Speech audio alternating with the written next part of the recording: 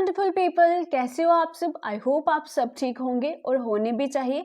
सो आज का जो इम्पोर्टेंट टॉपिक है जिसपे हम एमसीक्यूज डिस्कस करने जा रहे हैं that is whether, climate and crops of India, जो कि आपके अपकमिंग एग्जाम्स में आपको हेल्प करेंगे ये एमसीक्यू। सो चलिए स्टार्ट करते हैं क्वेश्चन नंबर 1 के साथ। Question number 1 is on your screen और मैं सिर्फ आपको इसका आंसर ही बताऊंगी बिकॉज कई बार जो है आंसर हमारे दिमाग में इतने सारे ऑप्शन जो है वो मिक्सअप हो जाते हैं। ठीक है, तो मैं सिर्फ आंसर बताऊंगी ताकि आपको सिर्फ आंसर आपके एग्जाम में याद रहे। एक बार आप सुन लो तो आप उससे पहले आप अपना आंसर मार्क कर सकते हो जब तक कि मैं अपना आंसर बताऊं। Okay, so question number 1 is the north eastern hills that block the south west monsoon winds and cause heavy rain in Assam are. ठीक है, तो नॉर्थ ईस्टर्न कौन सी नॉर्थ ईस्ट में ऐसी हिल्स है जो कि साउथ वेस्ट मानसून को ब्लॉक कर देती हैं और वहां पे कर देती हैं, बारिश कर देती हैं नॉर्थ ईस्ट स्टेट में, जैसे असम, मेघालय वगैरह यहाँ पे बारिश कर देती हैं। ठीक है, सो आप अपना आंसर मार्किए। मैं आपको आंसर सही ऑप्शन यहाँ पे बता देती हूँ। सो ऑप्शन बी करेक्ट है, गैरो, खासी, जैंतिया हिल्स। ठीक है, तो फटाफट से आपके लिए क्वेश्चन नंबर 1 है कि ये जो हिल्स है ये कौन से स्टेट में पाई जाती है, कमेंट सेक्शन में मुझे फटाफट से लिख के बताइए। क्वेश्चन नंबर 2 आपकी स्क्रीन पे है, the reason for Rajasthan being deficient in rainfall is. ठीक है, सो राजस्थान में बारिश की कमी होती है, वहां बारिश कम होती है, तो इसका रीजन क्या है, क्या कारण है कि बारिश कम होती है वहां पे। ठीक है, तो बताइए जरा, आंसर बताइए इसका। ठीक है, सो इसका जो करेक्ट आंसर होगा बताइए, ऑप्शन डी होगा, the winds do not come across any barrier to cause necessary uplift to be cooled. ठीक है, सो यहाँ पे क्या होता है, मतलब पहाड़ वगैरह नहीं है जिस तरह से, अगर हम बात करें अरावली हिल्स तो हैं मगर वो मतलब जिस तरह से गैरो, खासी, जंतिया उसके विंड्स के अक्रॉस आती हैं, उनके सामने आती है और विंड्स उससे टकरा के जो अपना मॉइस्चर है वहां पे छोड़ती है, तो अरावली उस तरीके से नहीं है, वो उनके पैरेलल है, तो वो उनको टकराते नहीं है, उनसे पास से होके गुजर जाती हैं। ठीक है, सो ऑप्शन यहाँ पे डी करेक्ट हो जाएगा। ठीक है, सो चलिए क्वेश्चन नंबर 3 पे चलते हैं। Question number 3 is on your screen. So next question is on your screen. Every year, bulk of rainfall received during the monsoon season in almost all parts of India. Which among the following state is an exception to this? ठीक है, सो हर साल क्या होता है, बड़ी सारी rainfall होती है मानसून की वजह से, मगर कौन से पार्ट में नहीं होती है। ठीक है, तो साउथ वेस्ट मानसून की हम यहाँ पे बात कर रहे हैं, तो बताइए कौन से स्टेट में जो साउथ वेस्ट मानसून है उसकी वजह से बारिश नहीं होती है। ठीक है, सो यहाँ पे जो करेक्ट आंसर हो जाएगा वो हो जाएगा ऑप्शन डी, तमिलनाडु। ठीक है, क्वेश्चन नंबर 4 पे चलते हैं। Question number 4 on your screen, during the monsoon season rainfall decreases from the Ganga delta to the Punjab plains, it is because. ठीक है, सो गंगा डेल्टा से पंजाब प्लेन्स तक जाते जाते जो रेनफॉल है वो डिक्रीज करता है, क्यों करता है इसका आंसर बताइए। ठीक है, तो मैंने हटा दिया पेन का साइन, तो आप आंसर अपना मार्क कीजिए। सो मैं आपको करेक्ट आंसर बता दूंगी, यहाँ पे ऑप्शन ए है, monsoon current moves westward along the Ganga plain and become dry. ठीक है, सो वो ड्राई हो जाती है तो फिर वहां पे पंजाब प्लेन्स तक जाते जाते जो है वो रेनफॉल डिक्रीज कर जाता है। सो क्वेश्चन नंबर 5 पे चलते हैं। Question number 5 is on your screen. So बड़ा क्वेश्चन है, तो चलिए पहले पढ़ लेते हैं क्वेश्चन को। So question is, Tamil Nadu is the only area that receive about half of its rainfall from north east monsoon. ठीक है, नॉर्थ ईस्ट मानसून से ज्यादातर तमिलनाडु को रेनफॉल मिलता है, क्या ये स्टेटमेंट करेक्ट है। Kerala is the only state receiving very heavy rainfall from the south west monsoon winds. ठीक है, क्या ये ऑप्शन ठीक है। In India the south west monsoon is stronger than the north east monsoon. ठीक है, सो ऑप्शन थर्ड वाला तो बिल्कुल ही सही है। ठीक है, ऑप्शन 3 जहां पे नहीं है उसको हम क्रॉस कर देंगे, तो ऑप्शन 3 यहाँ पे नहीं है, इसको क्रॉस कर दीजिए। सो पहले वाला स्टेटमेंट भी करेक्ट ही लग रहा है, तो पहला जहां नहीं है उसको क्रॉस कर देंगे। सो ऑप्शन ए यहाँ पे करेक्ट हो जाएगा। केरला की बात भी सही है, पहला ऑप्शन, दूसरा ऑप्शन, तीसरा ऑप्शन तीनों ही सही है, सो ए ऑप्शन के साथ हम जाएंगे। क्वेश्चन नंबर 6 आपकी स्क्रीन पे है, which of the following soil type is most suitable for the cultivation of cereals. ठीक है, तो सीरियल्स की कल्टिवेशन के लिए कौन सी सॉइल जो है वो बेस्ट सूटेड है, बेस्ट रहती है, तो बताइए जरा। सो इसका करेक्ट आंसर क्या रहेगा। सो क्वेश्चन नंबर 6 का करेक्ट आंसर हो जाएगा option A, alluvial soil is best suited for the cultivation of cereals. Question number 7 पे चलते हैं। Question number 7 is, why does western Ghats and eastern Ghats both receive sufficient rainfall but Deccan plateau receive scanty rainfall. ठीक है, तो Deccan plateau में scanty या कम rainfall क्यों होता है। ठीक है, सो इसका करेक्ट ऑप्शन आप मार्क कीजिए, मैं इसका करेक्ट आंसर आपको बता दूंगी। सो ऑप्शन ए यहाँ पे करेक्ट हो जाएगा, बिकॉज ये रेन शेडो एरिया में पड़ता है। ठीक है, रेन शेडो एरिया क्या हो गया, यहाँ पे आप देख लीजिए, यहाँ पे देखो जैसे ये यहाँ पे माउंटेन रेंज आ जाएगी, ठीक है, ईस्टर्न घाट पे, वेस्टर्न घाट पे। तो डेक्कन प्लेट्यू क्या आता है, levered side of the mountain आता है, ठीक है। यहाँ पे पहाड़ है, यहाँ पे विंड टकराएगी, ऊपर जाके कूल होगी और बारिश कर देगी, ठीक है। तो मगर ये डेक्कन प्लेट्यू जो levered side of the mountains पे आता है, इसलिए यहाँ पे बारिश नहीं हो पाती, क्योंकि हवाएं यहाँ पे पहुंच ही नहीं पाती है, बहुत कम पहुंच पाती है। Okay, so next question number 8 की बात करते हैं। Question number 8 is on your screen. During winter season, the northeast trade winds cause rainfall in which of the following regions of India? ठीक है, तो जेकेएसएसबी क्लास 4th में ये question आया हुआ था, बताइए जरा इसका आंसर आप बताइए। ठीक है, तो north east trade winds cause rainfall in which of the following region, किन रीजन में north east trade winds rainfall cause करती है, बताइए। ठीक है, सो मेरे ख्याल में इसका आंसर है ऑप्शन बी, तमिलनाडु रीजन में। अगर आपको इस क्वेश्चन में कोई भी डाउट होगा या आपको लगता है कि कोई इसका और आंसर होगा, तो आप कमेंट सेक्शन में मुझे लिख सकते हो। ठीक है, I think option B is Tamil Nadu region is the correct one. Question number 9 is on your screen. Which theory concept on the origin of the monsoon state that monsoon are produced due to differential heating of continents and ocean basin? ठीक है, तो ये भी किसी के exam में आया हुआ है पहले का। ठीक है, तो ओरिजिन ऑफ मानसून के ऊपर जो थ्योरी है, ठीक है, तो वो कौन सी थ्योरी है जो ये स्टेट करती है कि जो मानसून है वो डिफरेंशियल हीटिंग ऑफ कॉन्टिनेंट्स, मतलब लैंड की और ओशन बेसिन की डिफरेंशियल हीटिंग की वजह से मानसून आते हैं। ठीक है, तो अलग अलग थ्योरीज है मानसून के रिलेटेड दी हुई है लोगों ने। सो इसका जो करेक्ट ऑप्शन होगा बताइए, ऑप्शन बी यहाँ पे बिल्कुल करेक्ट होगा, थर्मल कंसेप्ट ऑफ हेले। ठीक है, यहाँ पे थोड़ी सी एक्सप्लेनेशन लिखी हुई है। Thermal origin of monsoon was explained by sir Edmund Halley in 1686। This is known as the classical theory of origin of Asiatic monsoon. Okay, so वही कि मानसून किसकी वजह से आते हैं, इस थ्योरी के अकॉर्डिंग कि लैंड और सी की जो डिफरेंशियल हीटिंग होती है उसकी वजह से जो है ये मानसून आते हैं। चलिए नेक्स्ट क्वेश्चन पे, question number 10 on your screen. The rain along the western coast of India are. ठीक है, जो वेस्टर्न कोस्ट के इंडिया के जो रेन होती है, साउथ वेस्ट मानसून आती है, वो कौन से है, क्या साइक्लोनिक है, कन्वेक्शनल है, ओरोग्राफिक है या मानसूनल है। ठीक है, तो यहाँ पे करेक्ट ऑप्शन क्या हो जाएगा, वो है ओरोग्राफिक। ठीक है, तो माउंटेन्स हैं यहाँ पे, ये विंड्स जो आती हैं समुद्र से, ये टकराती है वेस्टर्न घाट से और यहाँ पे बारिश करते हैं, तो इस तरह की रेनफॉल को ओरोग्राफिक रेनफॉल बोलते हैं। Option C is correct. Question number 11 on your screen. The lower Gangetic plain is characterized by humid climate with high temperature throughout the year. Which one among the following pairs of crops is most suitable for this region. ठीक है, तो Gangetic plain, lower Gangetic plain की बात की जा रही है, वहां पे ह्यूमिड क्लाइमेट होता है, हाई टेम्परेचर होता है, तो कौन से पेयर ऑफ क्रॉप्स यहाँ पे मेनली ग्रो होएंगी या मोस्ट सूटेबल हैं। तो चलिए बताइए जरा। ठीक है, तो ह्यूमिड क्लाइमेट है, हाई टेम्परेचर है। ठीक है, तो वीट तो हमें पता है कि राबी क्रॉप है और थोड़ा टेम्परेचर इसमें कम ही रहता है क्योंकि सर्दियों में होती है। ठीक है, तो अभी इसका सीजन आने वाला है, सो ऑप्शन डी और बी हम ऐसे ही एलिमिनेट कर देंगे। सो इसके साथ जो सही ऑप्शन होगा ऑप्शन सी होगा, पैडी और जूट। ठीक है, पैडी धान होते हैं ना, चावल वगैरह, तो उसकी बात कर रहे हैं यहाँ पे। क्वेश्चन नंबर 12 आपकी स्क्रीन पे है। How do the western disturbances affect the crops in north India. ठीक है, नॉर्थ इंडिया में वेस्टर्न डिस्टर्बेंस, ठीक है, मेडिटेरियन सी से वेस्टर्न डिस्टर्बेंस आती है और विंटर में रेनफॉल करती हैं काफ़ी, आपको पता है। ठीक है, तो इसकी वजह से क्या होता है, नॉर्थ इंडिया की क्रॉप्स में क्या इफेक्ट पड़ता है, वो आपने बताना है मुझे। ठीक है, आप आंसर देख सकते हो, सभी ऑप्शन देख सकते हो और अपना आंसर मार्क कर सकते हो।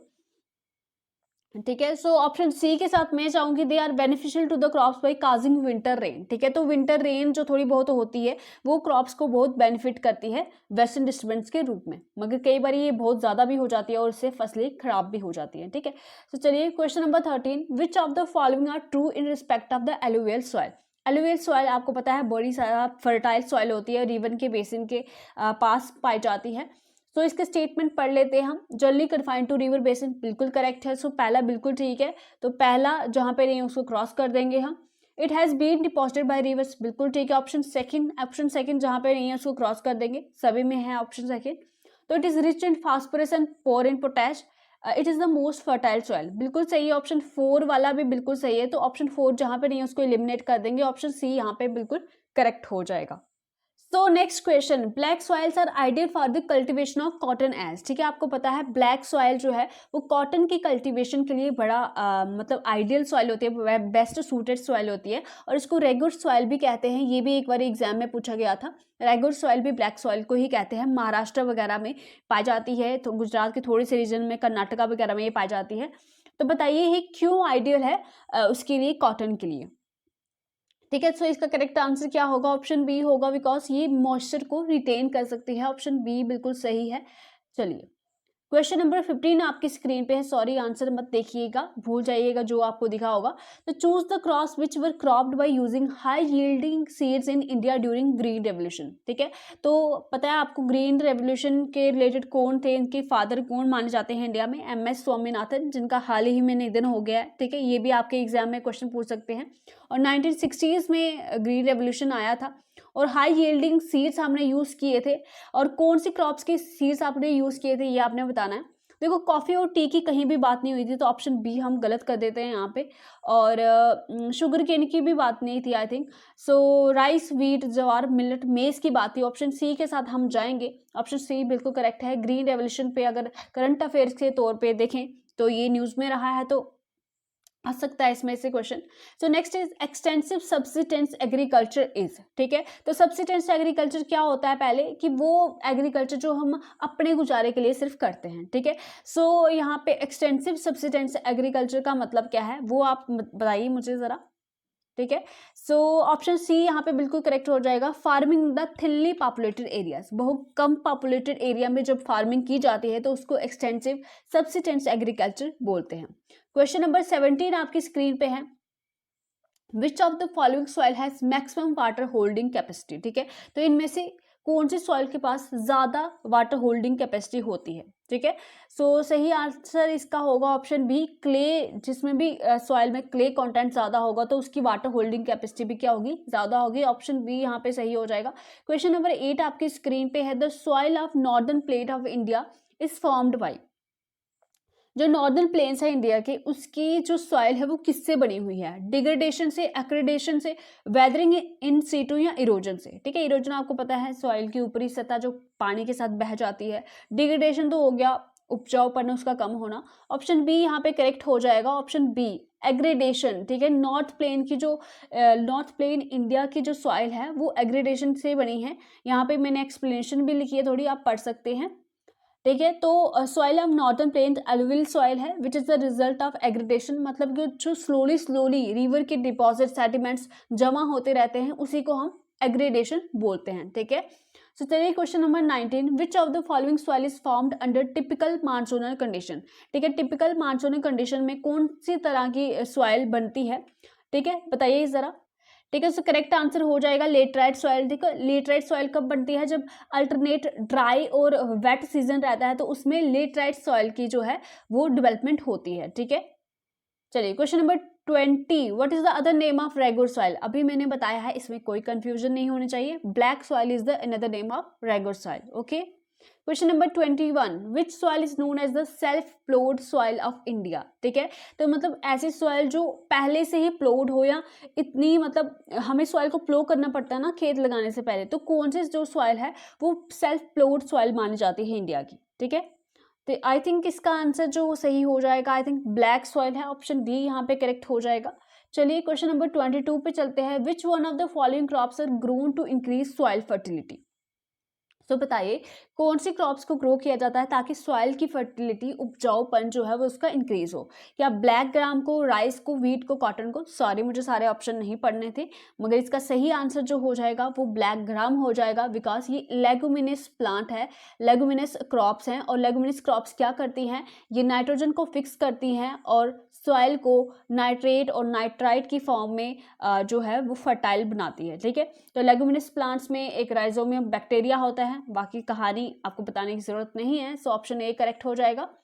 Question number 23, which place in India receive less rainfall? कौन सी स्टेट को, कौन सी प्लेस को लेस रेनफॉल मिलता है, ठीक है। ले, नॉर्थ ईस्टर्न इंडिया को, वेस्टर्न राजस्थान को, या बोथ ANC, ठीक है। तो नॉर्थ ईस्ट इंडिया में बड़ी ज़्यादा रेन होती है, मैसिंड्रा में, चेरापूंजी में, ठीक है। तो ऑप्शन डी यहाँ करेक्ट हो जाएगा। ले और वेस्टर्न राजस्थान जो है बिल्कुल करेक्ट ऑप्शन है, यहाँ पे रेनफॉल कम होती है, ठीक है।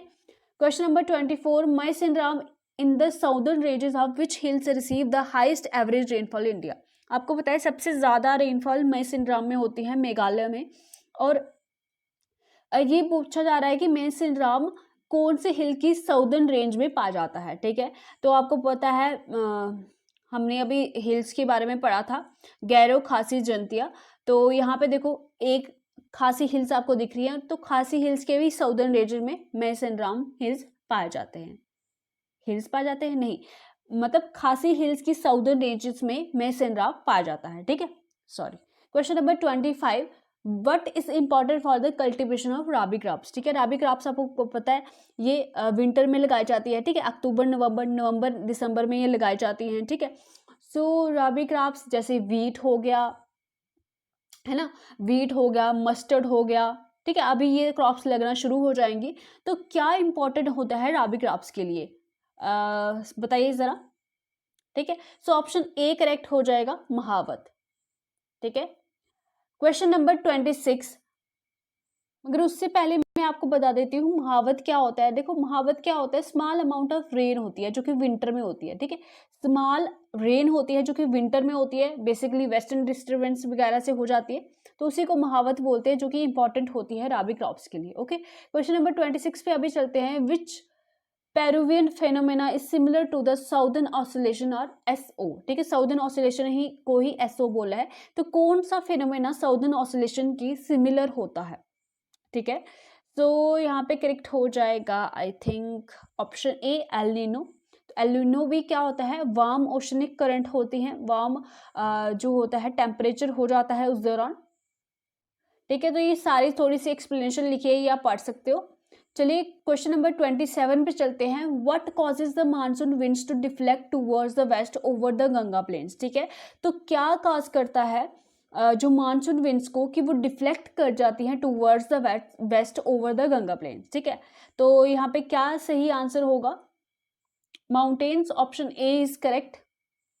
Number 28 is on your screen. What is the shift of the position of the ITCZ, ठीक है। इंटरट्रॉपिकल कन्वर्जर जोन उसको क्या कहा जाता है, ठीक है। जब इंटरट्रॉपिकल कन्वर्जर जोन इक्वेटर के, ठीक है, आपको पता है यहाँ पे होता है, जब उसका शिफ्ट होता है नॉर्थ या साउथवर्ड, ठीक है, तो उस शिफ्ट को क्या कहा जाता है, ठीक है। सो सही आंसर क्या हो जाएगा, ऑप्शन बी हो जाएगा, monsoon trough. Question number 29 on your screen, who came to India and named the seasonal reversal of the wind system monsoon, ठीक है। आपको पता है मानसून को क्या कहा जाता है, seasonal reversal of the wind system. तो ये नेम किसने दिया था, ठीक है। सो ऑप्शन सी करेक्ट हो जाएगा, अरेब्स ने दिया था ये मानसून की जो टर्म है, और ये बोला था कि सीजनल रिवर्सल ऑफ विंड को मानसून कहते हैं। क्वेश्चन नंबर 30 आपकी स्क्रीन पे है, what is the weather phenomena of winter months which bring the westernly flow from the Mediterranean region in India, ठीक है।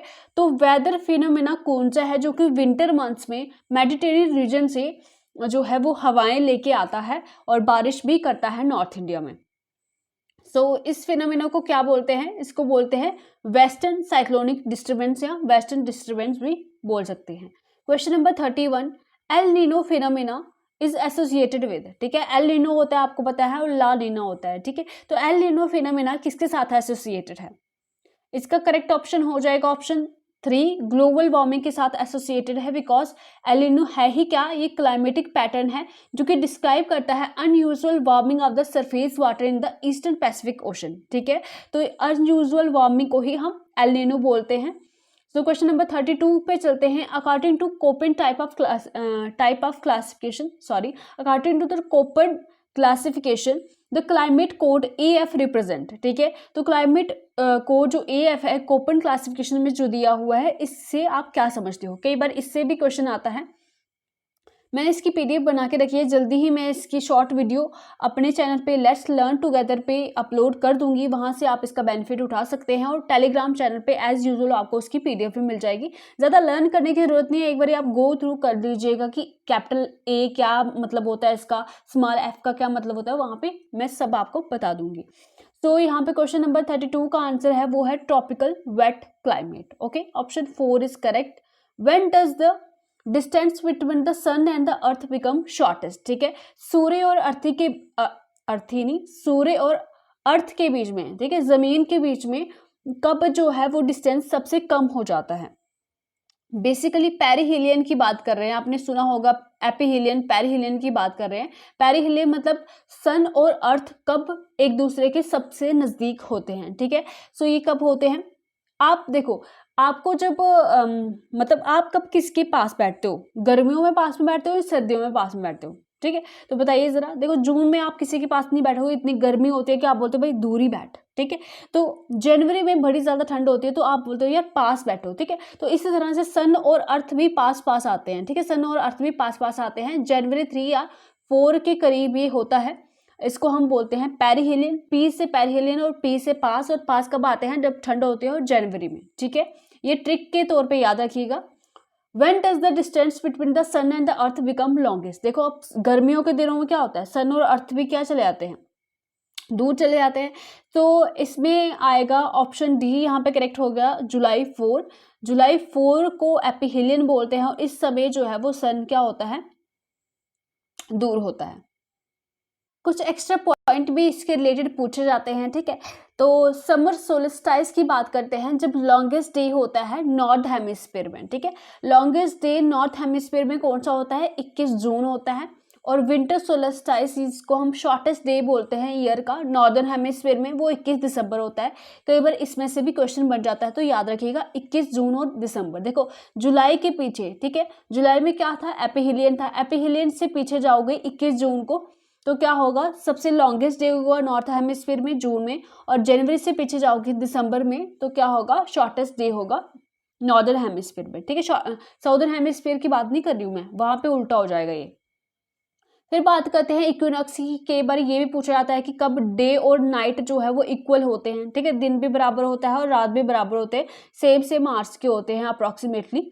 तो इसको बोलते हैं इक्विनॉक्स, और ये होता है मार्च 21 या सितंबर 23 को, ठीक है। तो 1-2 दिन आगे पीछे हो सकता है ये, मगर प्रोबेबली मार्च और सितंबर में 21 या 23 के करीब देखा जाता है, ठीक है। तो किस तरह से याद रखोगे? देखो, ये वाली डेट्स देखो, MS मार्च और सितंबर याद रखोगे, 21 और 23, ठीक है। तो मार्च और सितंबर। MS देखो, MS धोनी, ठीक है। तो MS धोनी है, तो MS धोनी क्या है? सबके लिए एक बराबर है। क्या है? एक बराबर है, इक्वल है, सबके लिए एक बराबर है।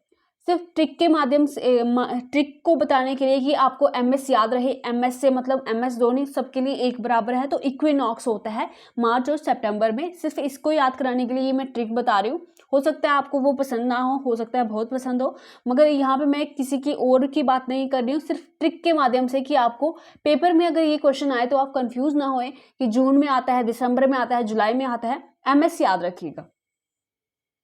Question number 35, the lowest layer of earth atmosphere, ठीक है। सबसे लोएस्ट लेयर कौन सी होती है एटमॉस्फेयर की? आपको पता है बड़ी सारी लेयर होती है अर्थ एटमॉस्फेयर में। सबसे नीचे होती है ट्रोपोस्फेयर, फिर स्ट्रेटोस्फेयर होती है। तो सबसे लोएस्ट की बात कर रहे थे हम, ट्रोपोस्फेयर है, और स्ट्रेटोस्फेयर में क्या होती है? ओजोन लेयर होती है, याद रखिएगा। Question number 36, A line on map joining places of equal rainfall is called, ठीक है। तो वो लाइन मैप पे जो कि इक्वल रेनफॉल जिन रीजन पे होता है उनको वो ज्वाइन करती है, तो उनको क्या बोलते हैं? उस लाइन को क्या बोलते हैं? Isohyets. Okay, option B is correct. Question number 37, the longest day shortest night in the southern hemisphere, ठीक है। अब ये लॉन्गेस्ट डे नॉर्दर्न हेमिस्फीयर का नहीं पूछ रहा है, साउदर्न हेमिस्फीयर का पूछ रहा है। तो लॉन्गेस्ट डे नॉर्दर्न हेमिस्फीयर में तो 21 जून होता है, तो इसका उल्टा क्या था? 21 या 22 दिसंबर था, तब क्या था? शॉर्टेस्ट डे था, तो वही उसका लॉन्गेस्ट डे होगा साउदर्न हेमिस्फीयर का। तो दिसंबर वाले के साथ जाएंगे हम, ऑप्शन बी के साथ जाएंगे। Question number 38 on your screen, which one of the following provide the cryogenic indicator of the climatic change, ठीक है। तो कौन सा जो है इंडिकेटर है, या आप उससे पता लगा सकते हो कि कितना क्लाइमेट चेंज हुआ है ओवर द पीरियड, ठीक है। सो इसका जो करेक्ट ऑप्शन रहेगा वो क्या रहेगा?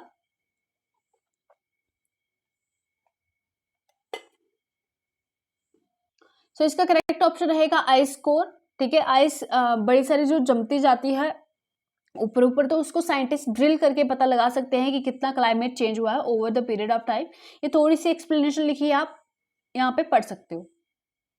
नेक्स्ट क्वेश्चन है जीआई टैग पे, Nagri Dubraj variety of Nagri paddy of which state has got GI tag recently. ठीक है, तो नागरी दुबरज वैरायटी कौन सी स्टेट की है? यूपी नहीं है, तो इसका करेक्ट ऑप्शन होगा छत्तीसगढ़। ठीक है, नागरी छत्तीसगढ़। ठीक है, गढ़ गढ़ और नगर, गढ़ और नगर। ठीक है, थोड़ा याद रखिएगा ट्रिक से, नागरी और गढ़। Question number 40, which of the following is not matched correctly. ठीक है, तो आपने देखना है कौन सा करेक्टली मैच नहीं है। तो इसका करेक्ट ऑप्शन क्या हो जाएगा? देखो, पहले ऑप्शन में राबी क्रॉप में मस्टर्ड तो ठीक है, मगर ककम्बर तो जैद क्रॉप होता है। ठीक है, तो ऑप्शन पहला ही गलत है और गलत ही हमने मार्क करना है बिकॉज पूछा ही गलत गया है। राबी क्रॉप में देखो मस्टर्ड और बार्ले होता है। ठीक है, और जैद क्रॉप में मूंग, वेजिटेबल और ककम्बर भी आ जाएगा। खरीफ क्रॉप में कॉटन, राइस, मेज वगैरह आ जाएगा। सो ऑप्शन ए यहाँ करेक्ट हो जाएगा। क्वेश्चन नंबर 41, सोनालिका, कल्याण, सोना आर द वैरायटीज ऑफ। ठीक है, सोनालिका और कल्याण सोना किसकी वैरायटीज हैं? ठीक है, सो ऑप्शन ए करेक्ट है, वीट की वैरायटीज हैं, ये हाई यील्डिंग वैरायटीज हैं वीट की। और भी हैं कुछ, जैसे लरमा रोजो, छोटी लरमा, अर्जुन, सुजाता, ये कुछ जैसे इंसानों के नाम होते हैं वैसे लग रहे हैं। तो ये कुछ इंपॉर्टेंट वैरायटीज हैं वीट की जो इंडिया में प्रोड्यूस होती हैं, याद रखिएगा। Question number 42, the kharif crops are harvested in the month of. ठीक है, अभी रिसेंटली जो है खरीफ क्रॉप्स जो मेज वगैरह है उसकी कटिंग हुई है और पैडी वगैरह की भी कटिंग हो रही है। तो खरीफ क्रॉप कब कटिंग होती है इनकी? तो सितंबर अक्टूबर में होती है। ऑप्शन ए करेक्ट हो जाएगा। ओके, सो 43 पे चलते हैं। Silver fibre revolution is associated with. Silver fibre revolution किसके साथ एसोसिएटेड है, बताइए जरा। ठीक है, तो इसका करेक्ट ऑप्शन हो जाएगा ऑप्शन डी, कॉटन के साथ। ठीक है, सो सिल्वर रेवोल्यूशन की बात करें तो वो एग्स के साथ रिलेटेड है और सिल्वर फाइबर रेवोल्यूशन की बात करें तो वो कॉटन के साथ रिलेटेड है। दोनों टर्म्स रिलेटेड थी तो मैंने सोचा बता देती हूँ। तो wheat require dash of annual rainfall evenly distributed over the growing season. तो वीट को कितना रेनफॉल चाहिए होता है, ये पूछा जा रहा है आपसे। तो एनुअल रेनफॉल कम से कम इनको चाहिए होता है, I think 50 to 75 centimetre. Option C is correct. So arabica variety of coffee is grown in India, it was initially brought from. ठीक है, अरेबिका वैरायटी कॉफी की इंडिया में ग्रो की जाती है, तो ये इनिशियली कहाँ से लाई गई थी? ऑप्शन डी, यमन से लाई गई थी। Who was inspired by Albrecht Pant's pointing ideas to study world climate and develop climate classification? ठीक है, तो क्लाइमेट की क्लासिफिकेशन किसने की थी, बेसिकली ये पूछा जा रहा है। तो आपको पता है अभी हमने कोपिन क्लासिफिकेशन के बारे में पढ़ा था, तो Vladimir Koppen. Option A is correct. Question number 47, in which state of India the rain caused by lightning storm is called cherry blossom. ठीक है, तो कौन सी स्टेट में चेरी ब्लॉसम होता है बेसिकली? सो ऑप्शन डी के साथ हम जाएंगे, कर्नाटका के साथ। Option D is correct. और most part of India receive rainfall from, ज़्यादातर हिस्सा रेनफॉल इंडिया में कौन से मंथ में रिसीव करता है? ठीक है, सो मार्च से जून, जून टू सितंबर, सॉरी आंसर बताना है मुझे सही। सो ऑप्शन बी ही करेक्ट है, जून से सितंबर तक सबसे ज़्यादा रेनफॉल होता है इंडिया में due to south west monsoon. Question number 49, the seasonal reversal in the wind direction during the year is known as monsoon. ये तो हमने पढ़ भी लिया। क्वेश्चन नंबर 50, फटाफट से लगाइए आंसर। चलिए, okay, local storms of hot weather season in India assist in the growth of crops. ठीक है, जो लोकल स्टॉर्म्स होते हैं हॉट वेदर सीजन में, वो ग्रोथ क्रॉप्स की ग्रोथ में हेल्प करते हैं। Which among the following names is not correctly match with its region. ठीक है, तो इनमें से कौन सा जो रीजन है और कौन सा जो लोकल स्टॉर्म है वो उसके साथ करेक्टली मैच नहीं है? मैंगो शावर की बात करें तो कर्नाटका केरला में ये देखा जाता है, और ब्लॉसम शावर की बात कर ले तो ये प्री मानसून केरला वगैरह में देखा जाता है। और लू आपको पता है नॉर्थ इंडिया में चलती है, उत्तर प्रदेश में, जम्मू कश्मीर वगैरह में चलती है, और जम्मू में मेनली। सो ऑप्शन डी यहाँ पे करेक्ट हो जाएगा, मतलब करेक्ट नहीं गलत है। नॉट पूछा है तो हमने गलत ही बताना है। सो ऑप्शन डी ही गलत है और सही मतलब गलत ही बताना है क्योंकि पूछा ही गलत गया है। और नॉर्थ वेस्टर्स जो है वो वेस्ट बंगाल और असम में पाए जाते हैं। तमिलनाडु में इस तरह के कोई स्टॉर्म या तूफान या विंड्स नहीं आती है। ठीक है, नॉर्थ वेस्टर्स कहाँ पे आते हैं? वेस्ट बंगाल या असम में, याद रखिएगा। Question number 51, What causes rainfall on the coastal areas Tamil Nadu in the beginning of winters? ठीक है, तो सर्दियों के स्टार्ट होते ही जो तमिलनाडु का कोस्ट है वहाँ पे रेनफॉल क्या करता है? देखो साउथ वेस्ट मानसून तो विंटर्स में आते ही नहीं, सो ऑप्शन डी तो ऐसे भी गलत हो जाएगा। So north east monsoon option A यहाँ पे बिल्कुल ठीक हो जाएगा, ऑप्शन ए के साथ हम जाएंगे। The jet streams are an example of, jet streams किसकी एग्जाम्पल है? ठीक है, तो ये एयर करंट्स की एग्जाम्पल है, option A is correct. Question number 53, which among the following given ocean does El Nino occur? ठीक है, एल नीनो कहाँ पे अकर करता है? अभी मैंने बताया था पैसिफिक ओशन में, option B is correct one. और नेक्स्ट क्वेश्चन पे चलते हैं, question number 54, where is New Moore island located? ठीक है, न्यू मोरे आइलैंड कहाँ पे लोकेटेड है? So option A is correct, bay of Bengal में है New Moore island. Okay, so option question number 55, Benguela current is which type of current? ठीक है, oceanic currents की बात कर रही हूँ मैं, तो Benguela current is which type of current? कौन सी टाइप की करंट है ये? तो ये कोल्ड करंट है। Okay, option C is correct. Question number 56, sorry answer दिख रहा है आपको, ओहो क्या हो गया? Question number 56 is where do warm oceanic currents move? ठीक है, वार्म ओशनिक करंट्स किस तरफ मूव करती हैं? ठीक है, सो करेक्ट आंसर क्या होगा? पढ़ लीजिए आप सारे ऑप्शन। ऑप्शन सी करेक्ट हो जाएगा, away from the equator towards the pole warm oceanic currents move करती हैं। C option is correct. Question number 57, okay सारे ऑप्शन दिख जाएं फिर। ओके, तो चलिए, which of the following main factors are responsible for monsoon type climate in India? ठीक है, अगर मानसून टाइप क्लाइमेट है इंडिया में तो कौन कौन से फैक्टर यहाँ पे रिस्पॉन्सिबल है? लोकेशन, इंडिया की लोकेशन वैसी है कि वहाँ पे मानसून आ सकते हैं। थर्मल कॉन्ट्रास्ट मैंने आपको बोला था, differential heating of the land and sea वगैरह। Overturning air circulation, Himalaya mountain range. So I think option B correct हो जाएगा, सारे के सारे मुझे सही ही लग रहे हैं इसके जवाब। सो ऑप्शन बी ही करेक्ट हो जाएगा आई थिंक। अगर आपको लगता है कोई और ऑप्शन होना चाहिए तो कौन सा होना चाहिए बताइए ज़रा। आई थिंक सारे ही ठीक है यहाँ पे। क्वेश्चन नंबर 58 आपकी स्क्रीन पे है, in which of the following state the storms occurring during summer are known as Kal Baisakhi? ठीक है, तो काल बैसाखी कौन से स्टेट में आता है? काल बैसाखी आता है बंगाल में, ऑप्शन डी इज करेक्ट। तो क्वेश्चन नंबर 59 एक्सप्लेनेशन बाद में बताती हूँ, पहले क्वेश्चन पढ़ लीजिए। The reason for highest rainfall in world in Mawsynram is? ठीक है, आपको पता है मैसेंड्राम में सबसे ज्यादा बारिश होती है, तो इसका रीजन क्या है बताइए। इसका रीजन है फनल शेप्ड हिल्स। ठीक है, वहां पे कैसी हिल्स है? फनल शेप्ड हिल्स है। तो एक्सप्लेनेशन देख लेते हैं। Mawsynram lies in the funnel shaped depression caused by the Khasi range in Meghalaya. The Bay of Bengal branch of monsoon is trapped in it and cause heavy rainfall. ठीक है, तो ये रीजन है इसका, बिकॉज फनल शेप्ड वो हिल्स हैं और वो उसी में ट्रैप हो जाता है जो हमारा साउथ वेस्ट मानसून होता है, और वहां पे बड़ी ज्यादा बारिश वो करता है। और आज का आखिरी सवाल, और बताइए जरा, what percentage of total rainfall does the entire India receive from the south west monsoon? South west monsoon से इंडिया को लगभग कितना रेनफॉल मिल जाता है? ठीक है, अबाउट 75 से 85% तक मिल जाता है, तो ऑप्शन बी करेक्ट हो जाएगा। तो चलिए, आज का लेक्चर यहाँ पे समाप्त होता है। Thank you so much for your patience. और अगर आपको वीडियो अच्छी लगी है तो आप लाइक कर दीजिएगा, चैनल को सब्सक्राइब कर दीजिएगा, और शेयर भी कर सकते हैं वीडियोस उनके साथ जिनको इनकी ज़रूरत है। और कमेंट सेक्शन में बताइएगा कैसी लगी आपको वीडियो। और bye bye, take care, God bless you.